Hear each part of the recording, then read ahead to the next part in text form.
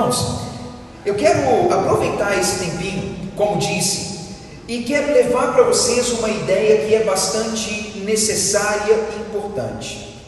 Eu dei como título desse pequeno estudo o Evangelho Transformador, atraindo sua atenção para as palavras Evangelho, vida e transformação, onde tudo acontece por causa de graça. Sabe, irmãos, talvez isso pareça que é chover no molhado, mas pense comigo. A nossa realidade como igreja no mundo, ela tem sido uma realidade onde a ideia de evangelho tem parecido com algo que é só uma teoria. Eu já falei isso outras vezes e repito. Quando eu falo a palavra evangelho, muitos costumam pensar em Mateus, Marcos, Lucas e João, ou como se eu estivesse falando da palavra de Deus apenas. E às vezes parece que é um negócio que não tem a ver com a nossa vida diária, irmãos. É tempo, na verdade já passou o tempo de a gente conseguir olhar para a palavra de Deus, para a fé que Jesus Cristo deu, como algo que tem a ver com a nossa vida, porque o Evangelho é o poder de Deus transformando a nossa vida. E quando eu falo que tem a ver com a graça, tem a ver, irmãos, com o fato de que Deus é quem está realizando isso. Não é o nosso próprio esforço, não é o nosso merecimento, não são as nossas obras. Todo esse poder de transformação tem a ver com a bondade e a generosidade de Deus. Hoje eu tenho no meu coração alguma tristeza quando a gente vê que tem muito suicídio, muita depressão, tem havido muito conflito por aí, pessoas estão morrendo de imprudência, de agressão. Constantemente, quando a gente vasculha os sites de jornal da nossa região, fulano de tal foi agredido a pauladas no centro de Lafayette ou Congonhas, fulano foi vítima de agressão ali, aconteceu aquilo, fulano morreu de tanto beber, e assim por diante. A gente olha para esse cenário e pensa, nossa, como que a sociedade está degradada, e como ela precisa ser transformada. E queridos, não se enganem, o político é necessário, a política é necessária, a polícia é necessária, mas eles são insuficientes para transformar a sociedade. O que de fato poderia transformar o mundo e uma sociedade é a conversão genuína, o conhecimento do Evangelho, a mudança do homem, não apenas exteriormente, mas uma mudança interna. Pare para pensar, irmãos. Quantas mudanças Deus operou em você e já tem operado? Quantas mudanças Deus tem operado em pessoas e a mudança delas tem transformado o lar em um lugar melhor, o ambiente de trabalho num lugar melhor, a saúde numa saúde melhor, que vai mudando a vida como um todo.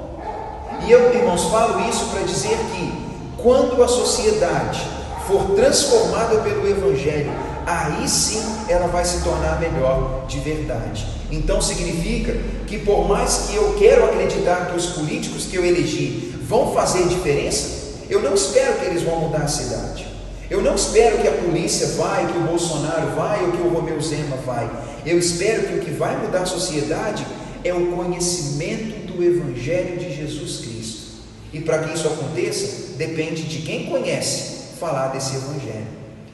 Nesse primeiro momento, irmãos, eu quero te levar a pensar um pouquinho melhor sobre esse nosso mundo. Vamos abrir nossa Bíblia para uma reflexão?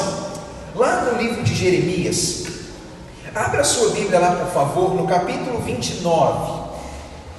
É uma passagem interessantíssima. Jeremias, capítulo 29. Eu quero ler com você alguns versículos. Todo o texto é ótimo, mas nós vamos começar no versículo 4, no capítulo 29 de Jeremias, indo para o versículo 4, nós vamos ler até o versículo 14. Nós vamos compreender um pouquinho mais qual a opinião de Deus a respeito desse nosso mundo, da nossa sociedade, da nossa cidade. Jeremias capítulo 29, o versículo 4, ele diz assim: assim diz o Senhor, o Deus dos exércitos, o Deus de Israel, a todos os que estão exilados, aqueles que eu deportei de Jerusalém para a Babilônia. Edifiquem casas, habitem nelas, plantem pomares e comam fruto, tomem esposas, gerem filhos e filhas, e tomem esposas para seus filhos, e dai as vossas filhas a maridos, para que tenham filhos e filhas. Multiplicai-vos e não diminuais. Procurai a paz da cidade, para onde vos desterrei, e orai por ela, porque na sua paz vós também tereis paz. Porque assim diz o Senhor dos exércitos, o Deus de Israel: não vos enganem os vossos profetas que estão no meio de vós, nem os vossos adivinhos, nem deis ouvidos a eles, aqueles que são sonhadores, que sempre sonham segundo o desejo que vocês têm, porque eles falam falsamente e profetizam em meu nome falsamente. Eu não os enviei, diz o Senhor. Assim diz o Senhor: logo que se cumprirem para a Babilônia 70 anos, eu atentarei para vós outros e cumprirei para convosco a minha boa palavra, trazendo-vos de volta para esse lugar. Eu é que sei que pensamentos tenho a vosso respeito, diz o Senhor, pensamentos de paz e não de mal, para vos dar o fim que desejais. Então me invocareis, passareis a orar a mim e eu vos ouvirei. Buscar-me-eis e me achareis, quando me buscardes de todo o vosso coração. Eu serei achado de vós, diz o Senhor, e farei mudar a vossa sorte. Eu vos congregarei de todas as nações e de todos os lugares para onde vos lancei, diz o Senhor, e tornarei a trazer-vos ao lugar de onde vos mandei para o exílio. Queridos, olha como essa passagem é muito interessante. No ano 586 ou 587, antes do nascimento de Jesus, Deus permitiu que o povo que morava em Jerusalém fosse escravizado e parte daquele povo fosse levado para uma terra distante. Imagina esse cenário, irmãos. Tenta imaginar isso, que uma nação poderosa vem até o nosso país, ele destrói as nossas coisas, e eles levam alguns de nós como escravos, como prisioneiros para a sua terra. Deus permitiu que isso acontecesse porque aquele povo estava envolvido com idolatria, porque eles pararam de obedecer à lei de Deus, e assim então Deus permitiu que isso acontecesse. Saíram de Jerusalém e foram levados para a Babilônia. E naquela época, irmãos, imagine o que acontece. Aqueles que foram para a Babilônia foram milhares, centenas de milhares, quem sabe. Eles foram para aquela terra, e quando eles chegaram lá, eles sentiram uma saudade danada de Jerusalém. Ah, mas como eles choravam! Até inclusive os salmos falam disso. Eles já não tocavam mais as harpas deles, eles já não cantavam mais, eles apenas lamentavam e choravam de saudade da terra deles. Saudade daquele templo que eles tiveram, saudade da vidinha em Jerusalém. Eles lamentaram muito por causa do castigo que receberam. Aí imagina o que começou a acontecer. Alguns falsos profetas, sonhadores e adivinhos, eles começaram a se levantar no meio do povo, irmãos, falando assim: Deus falou comigo, Deus falou comigo, nem precisa desfazer as malas, porque daqui a pouco vocês vão voltar.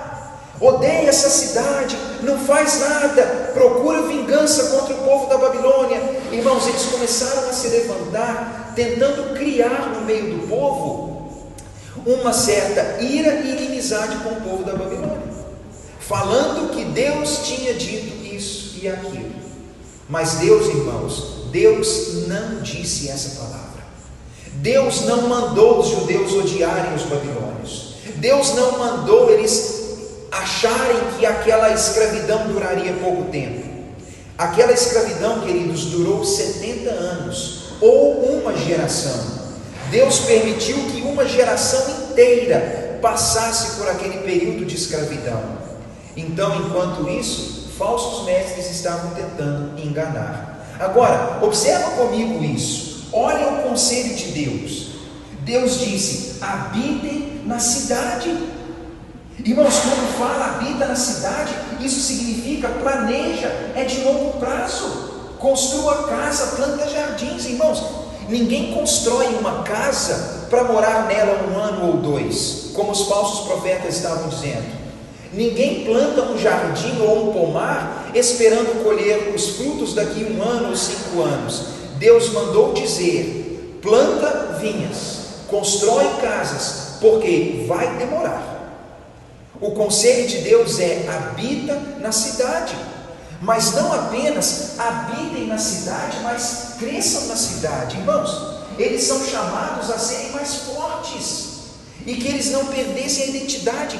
Deus estava falando assim: povo judeu, vocês estão tristes na Babilônia, eu entendo, é culpa do seu pecado, mas agora que vocês estão aí, habitem na cidade, prosperem na cidade, cresçam, desenvolvam, casa seus filhos. Mas, queridos, aqui eu abro um parêntese. Não era para eles casarem com os babilônios, não era para pegar homem dos babilônios para dar para as mulheres e vice-versa. O povo judeu deveria crescer e se multiplicar entre si, porque se eles começassem a casar uns com os outros, o povo judeu perderia sua identidade, perderia o culto ao seu Deus, e eles acabariam perdendo a essência de quem eram. O conselho de Deus é: habita na cidade, cresce na cidade. O conselho de Deus é: busque a paz e a prosperidade da cidade. Nós lemos isso, irmãos, no versículo 7. Deus disse: procure a paz da cidade para onde nos desterrei, ore por ela, porque na paz da Babilônia vocês também terão paz. Irmãos, olha a sabedoria de Deus, olha a sabedoria de Deus, irmãos. Olha o que Deus está dizendo: povo, ame a cidade onde você está. Aquela cidade é a sua prisão, sim, ela não é a sua terra natal, mas ore por ela, busque a paz dela, ore a mim por ela, porque se a Babilônia tiver paz, vocês também terão paz. Essa lição, irmãos, é interessante, porque Deus está mostrando para eles que eles não deveriam usar a cidade para o próprio progresso, mas eles deveriam buscar o progresso da cidade. Eles deveriam orar por ela, irmãos. Eles deveriam não apenas odiar, eles não deveriam odiar aquele lugar, mas buscar o bem daquele lugar diante de Deus. Eu quero, irmãos, abrir um parêntese aqui para vocês. Nós não estamos em uma terra de escravidão. Eu não sou natural de Lafayette, o Luiz não é, a William não é, muitos aqui, a Josi não é, a Raquel não é, muitos não são naturais daqui, Floresvaldo não é, um monte de gente que está aqui na igreja não é natural desse lugar. Mas nós viemos para essa cidade, irmãos, e ela não é para nós um cativeiro, um exílio, uma prisão. É uma cidade ótima onde a gente vive e moramos aqui porque gostamos daqui. Mas ainda, irmãos, que esse lugar fosse para nós um lugar de exílio, de cativeiro, é como se Deus ainda estivesse gritando e dizendo: habita no lugar onde você está, construa uma vida de longo prazo, procure multiplicar o seu povo, desenvolver, progredir nesse lugar. Ame esse lugar e busque a paz desse lugar, ore por ele, irmãos. Nós precisamos amar nossa cidade, precisamos amar o lugar onde Deus nos colocou. Uma coisa que eu tenho observado é que, especialmente na cultura e na cabeça do brasileiro, a gente está criando uma ideia de odiar o nosso lugar. A gente fala: Roça é ruim, Lafayette é muito pequeno, eu tenho que ir para São Paulo, ou o Brasil é ruim, eu tenho que ir para a Alemanha. Irmãos, tudo bem a gente querer progredir e ir para outros lugares, mas, irmãos, enquanto eu estou aqui, esse é o meu lugar. Eu quero que esse lugar prospere, porque se ele prosperar, eu vou prosperar. Se esse lugar tiver paz, eu também vou ter paz. E eu quero colocar o meu coração aqui. Foi Deus quem disse isso, irmãos. O judeu tinha motivos de odiar a Babilônia, mas Deus disse: não odeie a Babilônia, ame a Babilônia, porque a sua qualidade de vida depende da qualidade de vida da Babilônia. A gente poderia então pensar, irmãos, em algumas reflexões isso. Quando nossa cidade se torna melhor, todos nos beneficiamos. Olhe o cenário aqui, por exemplo. A gente tem o William que trabalha com construção, os altos e baixos da cidade afetam o William, como o Maurício que está no comércio, o Fernandão da Adriana, o Adilson, o Luiz. Olha o Nilson que trabalha com transporte escolar. O caos da sociedade, olha o impacto que trouxe. Família da Josi também trabalhando no comércio, no empreendimentos. Irmãos, parem para pensar o impacto disso. Quando a nossa cidade ela é lesada e quando ela não vai bem, todo mundo sofre. E não é isso que a gente observa, irmãos. Agora, quando a nossa cidade prospera, quando a nossa cidade ela está vivendo em paz e se torna melhor, todo mundo colhe resultados. Nossa presença na cidade deve ser encarada, irmãos, como uma missão de Deus para o bem dela. Ou seja, eu quero o bem da minha cidade, mas como a minha cidade vai se tornar um lugar melhor se eu não me esforçar para que ela seja um lugar melhor? Uma coisa, irmãos, que tem sido um caos na sociedade é que nós estamos constantemente batendo cabeça uns com os outros, disputando quem vai comer o melhor fruto, quem vai ter o melhor lugar, quem vai pegar a melhor renda e quem vai construir a melhor casa, quem vai pegar a melhor parte. O ambiente do capitalismo é saudável, mas a competição é tão grande que nós acabamos olhando uns para os outros como inimigos e rivais. E nós nos esquecemos, irmãos, de ceder, de dar, de buscar o bem do outro, de buscar a qualidade de vida do outro, entendendo que eu sou um personagem importante para o bem da minha cidade. Aí você fala assim, mas eu não sou não. Eu acho que eu não sou. Eu não posso fazer nada pela minha cidade, queridos. Você se limita quando pensa isso. Eu acho que nós ignoramos o potencial que nós temos na nossa cidade de fazer uma diferença real, verdadeira. Em primeiro lugar, eu acho que se eu for um trabalhador que procuro dar o meu melhor, o meu trabalho no meu melhor vai produzir resultado para a minha cidade, porque eu vou gerar empregos, ou eu vou gerar tributo e renda e benefício para a cidade. Irmãos, aí já houve benefício para a cidade. Imagine vocês que geram emprego, que coisa maravilhosa é o que você faz para a sua cidade. Imagine, irmãos, que se eu sou um cidadão atento, imagine o benefício que eu exerço lá na minha rua, no meu bairro. Cada lixo que estava espalhado que eu catei, cada boa ação que eu faço para os meus vizinhos, cada esmola que eu dou, cada cesta básica que eu distribuo, cada oferta que eu dou, cada ajuda que eu faço, cada visita que eu faço, cada pessoa que eu auxiliei, irmãos, parem para pensar. Eu estou falando de coisas pequenas ainda. Quando eu me envolvo com a minha cidade, quando eu desenvolvo projetos para a minha cidade, olha o tamanho do benefício que nós trazemos. A gente poderia pensar também que a capacidade humana de desenvolvimento, de construir e de prosperar foi dada por Deus.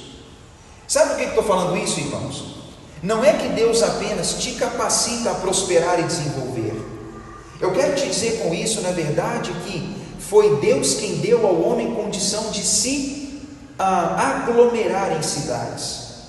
Eu não tenho a menor dúvida, irmãos, de que Deus tem um plano para a cidade. Eu acho que a cidade é um plano de Deus, porque pense, na cidade nós nos protegemos, na cidade nós nos ajudamos, na cidade um presta um serviço que beneficia o outro, e o outro faz algo que beneficia o outro, e aqui nós desenvolvemos qualidade de vida. Irmãos, isso é plano de Deus, não tenho a menor dúvida. Deus nos fez seres gregários, ou seja, criaturas que necessitam de relacionamento. Dessa forma podemos entender que as cidades são instrumentos de Deus para o nosso bem-estar, irmãos, é para o nosso bem-estar. Eu sei que alguns de nós têm personalidade mais de grupo, alguns têm uma personalidade mais isolada, mas todos precisamos de relacionamento. E olha que bênção a nossa cidade. Eu posso ir lá jogar bola com outras pessoas, eu posso andar de bicicleta com outros, eu posso cruzar com pessoas na fila do mercado e do banco, eu posso bater papo, eu posso interagir com meu vizinho, eu posso estar aqui com vocês, porque é um benefício que a cidade, que a sociedade oferece.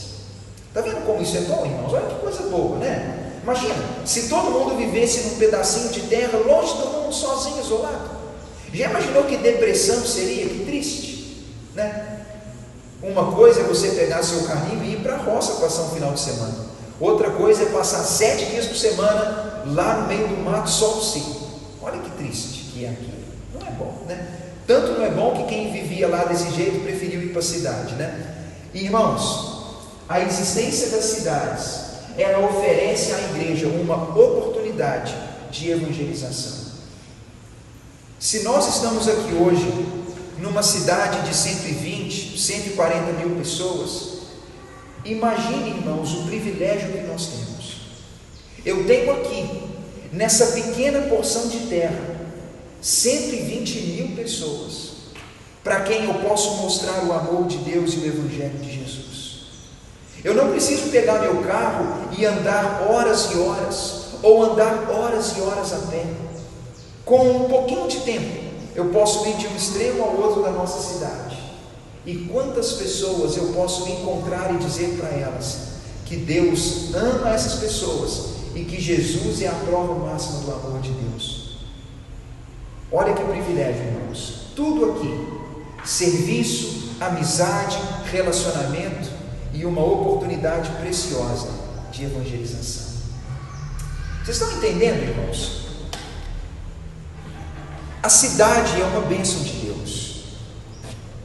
Não cabe para nós odiar esse lugar, como os judeus aprenderam a não odiar a Babilônia.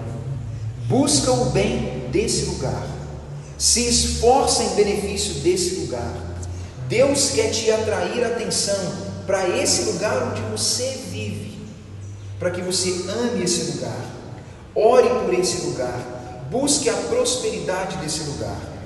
Talvez os falsos profetas estão dizendo assim: odeia esse lugar, cabeça de burro está enterrada aqui, está doido, está amaldiçoado esse lugar, lugar ruim. Irmãos, nosso coração deve se envolver, para que envolvidos a gente procure fazer alguma coisa de bom para o lugar onde nós vivemos. Eu quero compartilhar contigo algo mais. O cristianismo, irmãos, ele serviu de movimento de revitalização que surgiu em resposta à miséria, ao caos, ao medo e à brutalidade do Império Grego e Romano. O cristianismo revitalizou cidades, proporcionando novas normas e tipos de relações sociais capazes de lidar com muitos problemas urgentes. Irmãos, lembre disso. O cristianismo não é uma fantasia, um sonho, uma teoria, um monte de blá blá blá. Irmãos, quando Cristo veio, quando o Espírito Santo veio, e aquilo que nós chamamos de cristianismo, de igreja, foi formado, irmãos, o ambiente era de miséria, de caos, de brutalidade, de violência, era um ambiente caótico. E sabe o que o cristianismo fez? Para cidades repletas de moradores de ruas e pobres, o cristianismo ofereceu caridade e esperança. Para cidades repletas de recém-chegados e desconhecidos, o cristianismo ofereceu uma base imediata para vínculos pessoais. Para cidades dilaceradas por conflitos étnicos violentos, o cristianismo ofereceu uma nova base para a solidariedade. Para cidades que enfrentavam epidemias, incêndios e terremotos, o cristianismo ofereceu serviços efetivos. Isso, irmãos, é tema de uma revista desse homem. Olha como é interessante. O cristianismo nunca, jamais, quando ele foi vivo e verdadeiro, ele nunca foi algo, irmãos, desconectado da cidade. Nunca foi algo desligado dos problemas da cidade, muito pelo contrário.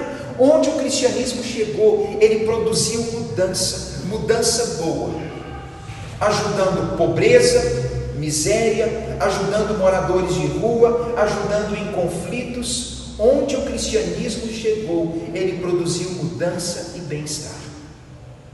Já parou para pensar nisso, irmãos? Como que o cristianismo tem esse poder de transformação? Já imaginou que em lugares onde a miséria impera, a visão de solidariedade que nós aprendemos com Cristo nos leva a compartilhar? Já imaginou que a igreja oferece um papel interessante? Por quê? Imagine isso, irmãos. Imagine que hoje você, com o sonho de ir para a Alemanha, por exemplo, você brasileiro, de raça inferior, de um terceiro mundo, de uma cor diferente da cor deles, se você chegar lá, você vai ser um extraterrestre. Por mais que você tenha o sonho de ser inserido naquele lugar, uma das poucas chances que você vai ter, e a única chance real, é de ir para uma igreja, para uma comunidade de Cristo, porque lá você vai ter a oportunidade de ser inserido naquele lugar. Do contrário, dificilmente seria inserido. Já imaginou, irmãos, o papel do cristianismo onde há conflitos e tragédias e tristezas? O cristianismo exerce esse papel. Sabe por que eu estou falando isso, irmãos? Se nós somos o cristianismo, será que nós amamos tanto a nossa cidade, o povo da nossa cidade, a ponto de que nós estejamos fazendo uma diferença real e verdadeira? Precisamos responder essa pergunta. Eu acredito que em algum momento da nossa vida, irmãos, nós como pessoas precisaremos pensar isso. Será que eu, como uma pessoa, um lafaiense de coração, será que o meu amor por esse lugar é tão profundo? Não estou falando, irmãos, pela terra, ou pelo meu ponto comercial, ou pela casinha que eu quero construir, não. Será que o meu amor por esse povo é tão grande, a ponto de que eu poderia sim exercer uma influência positiva nesse lugar, habitando aqui, construindo casa, plantando vinha, multiplicando, buscando a paz e prosperidade desse lugar, orando por esse lugar, trabalhando para que conflitos e misérias aqui sejam modificados pela minha presença, onde eu faria uma diferença positiva? Eu quero te dizer, irmãos, o Evangelho, ele é para a vida. Se o povo de Deus, irmãos, se o povo de Deus que tem o Evangelho em mãos, acreditar por um momento apenas que nós somos um povo que reúne na igreja e que a gente tem um livro, uma palavra maravilhosa que me dá um monte de promessa, um monte de garantia e que me promete o céu e que eu vou para o céu e que isso e aquilo, e achar, irmãos, que isso não tem impacto e peso para a minha vida particular e para a minha vida comunitária. Eu gostaria, queridos, de dizer isso do fundo do meu coração. Nós precisamos levar a nossa fé e o nosso Evangelho para a nossa vida prática e diária. Temos um desafio cada vez mais crescente. Habitamos nesse mundo, embora não somos desse mundo. Isso significa, irmãos, que nós precisamos achar um equilíbrio. Eu vivo aqui, trabalho aqui, busco o bem desse lugar, mas eu não sou como o povo desse lugar. Os meus valores são outros, a minha natureza é outra, porque o meu Senhor é um Senhor que está no céu, e não é o dinheiro, o diabo, a moda, o corpo, a impureza sexual. O meu Deus é outro. Então, somos daqui, mas não como os daqui. Temos um outro desafio também igual: viver nesse mundo, mas não julgar ou excluir os que são diferentes de nós. Porque para pensar, irmãos, nós habitamos na cidade, e na cidade tem pessoas de gêneros diferentes, ou de ideologias de gênero diferentes, pessoas com crenças diferentes, pessoas com hábitos diferentes, que têm gosto musical, estilo de roupa, estilo de cabelo, gente que ouve música baixa, música alta, gente que grita, gente que bebe, gente que fuma, que usa droga, tem aqueles noiados que andam pela rua, gente que é muito diferente de nós. Como que eu vou de fato lidar com essas pessoas? Vou julgá-las? Vou excluí-las? Dizer, eu amo a minha cidade, mas eu odeio aquele povo? Porque eles, irmãos, é um desafio para nós conseguir olhar para esses diferentes como pessoas que precisam de Deus. Olhar para aquele que nos fere, nos prejudica e pensar, sim, eu fui lesado, roubaram minha casa, roubaram minhas coisas. Isso dá raiva, não dá raiva? Mas é uma pessoa perdida, que precisa do amor de Deus. E que, se ela tivesse Cristo, ela não teria invadido minha casa e roubado minha casa. Isso prova a necessidade que ela tem. E poderiam ser outros os exemplos. Nossa cultura, irmãos, ela continua dizendo assim, existe o sagrado, existe o secular. Continuam criando na cabeça da igreja a mentalidade de que domingo eu vou na igreja, aí é o dia que eu me envolvo com as coisas sagradas. Mas nos outros dias da semana eu vivo minha vida secular. Tenho a minha música religiosa, minha música secular, minha roupa de igreja, minha roupa de viver. Eu tenho a minha vida na igreja, a minha vida fora. E sabe, irmãos, que se você criar um dualismo na sua cabeça, se você criar uma distinção entre o que é religioso e o que é da vida normal, você nunca vai levar o Evangelho para a sua vida e para a sua cidade. Eu quero abrir, irmãos, os seus olhos. Quero abrir os seus olhos para te dizer: você pode viver aqui sem ser como os daqui. Você pode sim também amar mesmo os estranhos. E você deve sim entender que não há sagrado e secular, que não há vida religiosa e vida diária. É tudo a mesma coisa. Eu quero concluir com vocês mostrando que o cristianismo não é apenas um conjunto de convicções que eu devo ter a fim de salvar minha própria alma. Ou seja, aquilo que eu aprendo na Bíblia, a minha fé cristã, não é só um monte de regrinha, tipo um passo a passo para eu não ir para o inferno. Se alguém pensa isso do Evangelho, irmãos, está precisando aprender o Evangelho de novo. E não estou falando com vocês aqui, estou falando no âmbito geral, né? Porque o cristianismo, na verdade, é uma interpretação de tudo que tem no mundo. Não é só uma receita de como ir para o céu, irmãos. O Evangelho e o cristianismo é como se fossem os óculos com os quais eu vejo a vida toda. A minha sexualidade, a minha finança, meu corpo, minha casa, as tarefas diárias, o dia a dia, tudo que eu sou e passo e vivo e penso e planejo, tudo isso é influenciado pelo Evangelho que eu creio. Porque ele, irmãos, ele tem a ver com tudo isso. Sabe por quê? Porque ele declara que Jesus é o Senhor da minha vida. Porque ele declara que eu tenho agora novos valores e novos planos.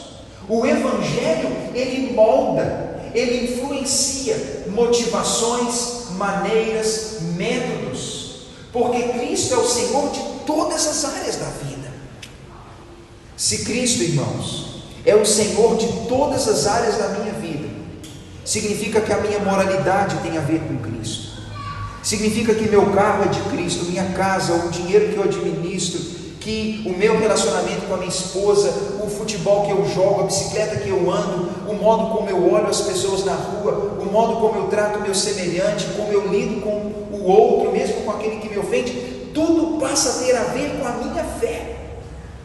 Porque Cristo quer controlar todas essas áreas da minha vida. Queridos, nesse dia, nessa aula, nessa primeira aula depois de 11 meses, eu quero te dizer: ame sua cidade, ame as pessoas da sua cidade. Se nós nos consideramos pessoas que têm o Evangelho de Jesus, esse é o tempo de eu levar aquilo que eu tenho para esse mundo onde eu vivo, essa cidade que nos acolhe, amando essas pessoas, tendo interesse verdadeiro por eles. E se você, por um acaso, ainda não entendeu qual é o plano de Deus para você nesse lugar, eu quero te dizer: habita essa cidade, prospera nesse lugar, ore pela paz desse lugar, busque o bem desse povo, porque se essa cidade for bem, você também irá bem. E mais do que isso, irmãos, leve para eles a virtude que você tem em Cristo Jesus. Eu creio que assim começa uma mudança verdadeira, irmãos. Quando falava dessa aula, eu estava me lembrando que ao longo da história bíblica, alguns personagens se envolveram muito com as cidades deles. A título de exemplo, se você tiver curiosidade depois, Neemias foi um personagem que se importou muito com a sua cidade. Ele estava longe, mas quando ele ouviu que Jerusalém estava mal, ele pediu o seu rei para ir para lá. Ele, quando chegou lá, ele chorou de ver a sua cidade. De noite, ele saiu caladinho, andando por aquele lugar. E quando ele olhou para aquela cidade, ele lamentou o caos dela. Se a gente olhar para o próprio Daniel, no livro dele, ele estava lamentando os pecados do seu povo e confessando pecados que nem eram dele, irmãos. Olha isso. Daniel estava orando, confessando para Deus os pecados do seu povo, como se fosse dele mesmo. Lembra do próprio Jesus, como diz o Evangelho de Lucas? Quando Jesus estava entrando em Jerusalém, ele olha para ela e ele sente tristeza pela miséria daquele lugar e pela incredulidade. O próprio Cristo, quando olhou para a sua própria terra, o próprio Jesus foi capaz de chorar por ela. E mesmo o apóstolo Paulo que diz: os meus irmãos de sangue são incrédulos, eu gostaria de dar o meu lugar, eu gostaria de eu mesmo ir para o inferno, se a minha condenação garantisse a salvação deles. Isso porque ele se importava com os dele. A grande pergunta que fica, irmãos, é: será que nós nos importamos tanto assim com os nossos, com as pessoas que estão próximas de nós ou com a nossa própria comunidade? Essa é uma pergunta que precisa ser respondida. Eu queria te encorajar nisso. Quando você estiver andando por aí, olha para o seu povo, se sensibiliza com as necessidades dele, se sensibiliza com a miséria deles. Ah, mas eles são, sei lá, macumbeiros, eles são religiosos assim. Irmãos, vamos sentir a miséria deles. Eles precisam de algo que nós temos. E vamos olhar, irmãos, para esse lugar como um lugar de oportunidade para que nós façamos uma diferença. Crianças podem fazer isso, jovens podem fazer, adultos, aqueles que estão no trabalho, no comércio, na própria empresa, no dia a dia. Irmãos, vocês podem mudar drasticamente o ambiente onde vivem. Já pensou nisso? Esse é um plano de Deus para a nossa vida. Eu, irmãos, confesso particularmente aqui, com alguma frequência, quando a gente vai ali orar no monte, eu acredito que lá no monte não tem poder, o monte não tem nada. O monte tem beleza e visibilidade. Quando a gente está lá, eu posso olhar para todos os lados e ver esse lugar onde eu vivo. E quando eu olho para, quase sempre, ou sempre que estou lá, eu faço questão de fazer isso. Eu penso: nossa, quanta gente vivendo em adultério, escravo de pecados morais, perdido, desorientado. Quantos ali estão deprimidos, tomando um monte de remédio para tratar o próprio vazio, achando que o dinheiro vai dar alegria, achando que o caso extraconjugal vai dar alegria. Quantos ali estão vivendo com medo da morte, medo do inferno, perdido, desorientado? E a gente ali, em paz de espírito, pensando: nossa Deus, eu estou aqui livre disso, porque o Senhor está enchendo meu coração. Mas aí não é aquela coisa pensando assim, olha, graças ao Senhor, Deus, eu não sou como aqueles. Não. Eu acho que quando a gente olha para eles com esse olhar, irmãos, dá vontade de ir lá e falar assim, olha, meu amigo, tem um negócio que você ainda não sabe que pode fazer diferença. Cria empatia e vínculo, porque Deus quer que a gente prospere nesse mundo. Fez sentido, irmãos? Esse é o plano de Deus. Na semana que vem eu vou te mostrar mais, e você vai entender que o Deus que quer te atrair para a sua cidade, como Ele vai te usar aqui, como Ele pode pouco a pouco mudar esse cenário aqui. Esse é um projeto perfeito do nosso Criador. Perguntas? Bem, então se a gente tem só um minutinho, eu vou ler para você 3 parágrafos. Pode só, se quiser tocar o sininho. Irmãos, é rápido, tá? Está escrito ali, você viu que eu deixei uma cola, né? Para eu não perder a página. Ouça isso, que coisa interessantíssima. Pense. É pequeno, irmãos. Se quisermos buscar a paz e a prosperidade das nossas cidades, e quando falo de cidades, eu digo aquele lugar onde tem densidade de pessoas, diversidade, cultura, energia cultural, irmãos, cidade é isso, tudo isso envolvido.